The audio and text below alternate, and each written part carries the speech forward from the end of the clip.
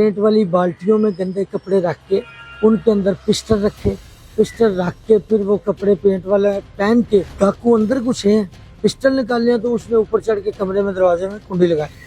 जब कुंडी लगाई तो उस बच्ची ने 1-5 पे कॉलें करनी शुरू कर दी। बकाया जो थे वो खौफ के मारे ना बाग के अंदर कमरों में छुप गए।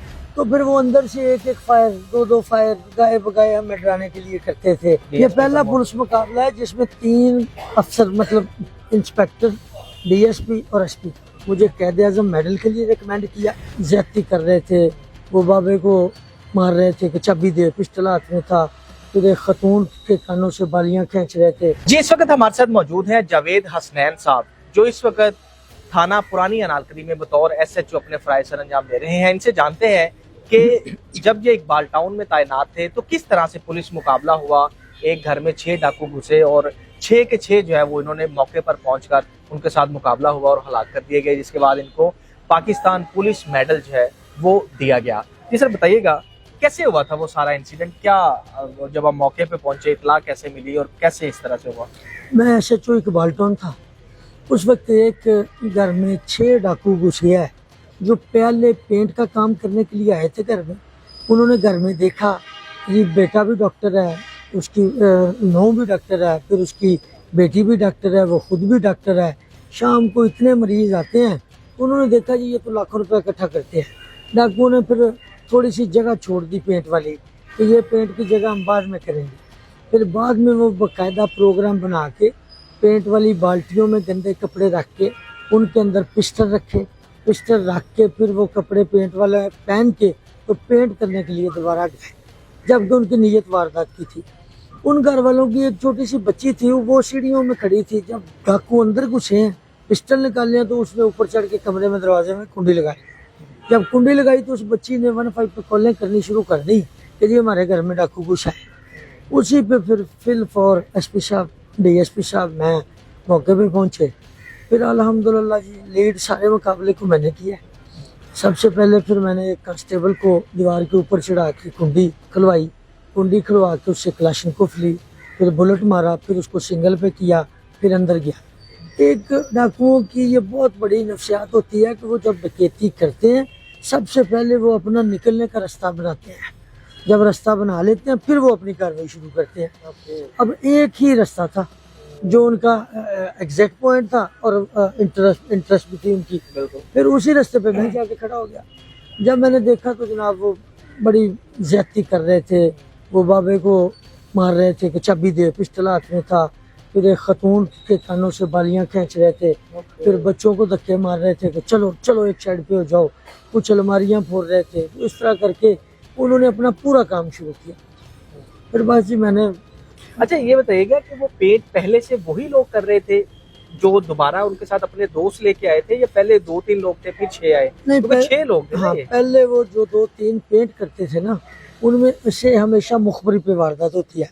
उनमें से एक बंदे ने मुखबरी दी कि ये स्टेटस है तो आ जाए मैं आपके साथ। उन्होंने कहा कि मालदार सामी है और इसको प्लान करते हैं। हाँ। फिर जो उन्होंने प्लान किया, मैं कहता हूँ जी फिर अल्लाह ताला ने हमें कामयाबी दी।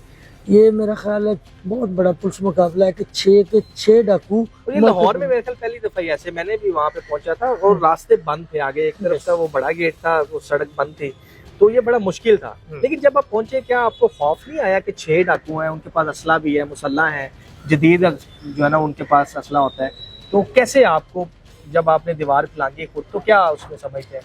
ये देखें जी, पुलिस में हम जब भर्ती होते हैं ना तो फिर वर्दी पहन लेते हैं, तो फिर हम हलफ देते हैं कि हम वर्दी से गद्दारी नहीं करेंगे।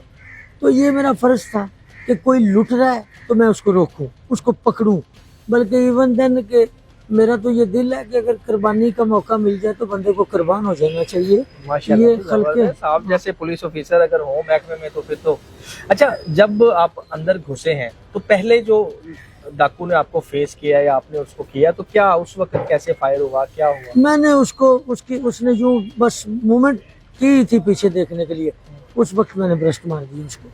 ये अल्लाह ताला ने मुझे इतनी सूझबूझ दी हुई है कि मुझे समझ लग रही होती है कि मैंने क्या करना। अच्छा, कैसे कैसे आगे बढ़ते कैसे गए? पहले एक हुआ, दूसरा कैसे, तीसरा कैसे, वो सारा पूरी स्टोरी क्या थी? एक ही कमरे में सब लूट रहे थे, मतलब सबको इकट्ठा किया हुआ था उन्होंने।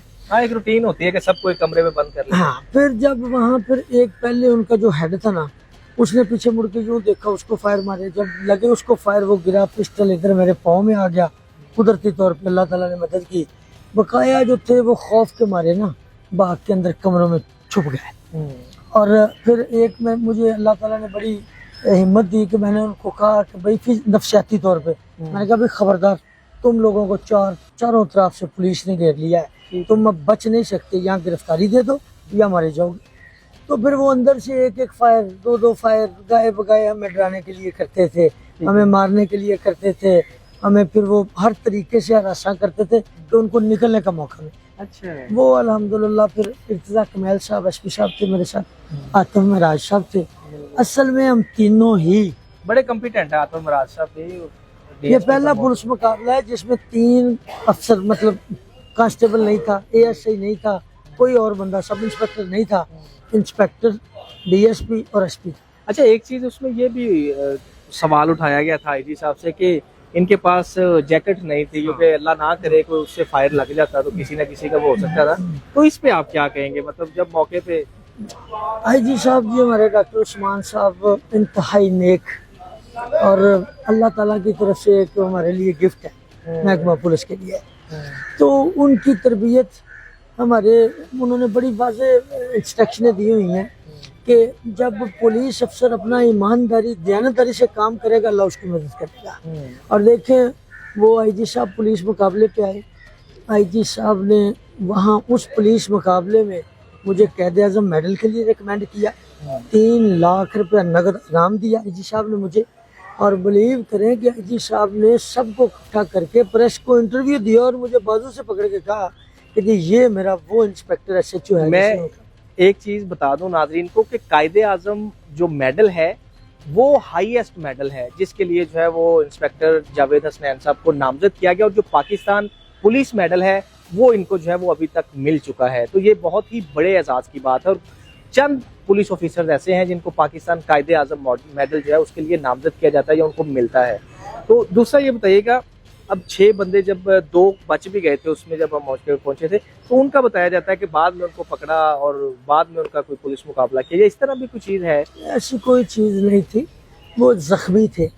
अब 2 बंदे जख्मी थे, फिर उनको पहले तो हमने ये फैसला किया कि हॉस्पिटल पहुँचाएं, गाड़ियाँ मंगवाएं।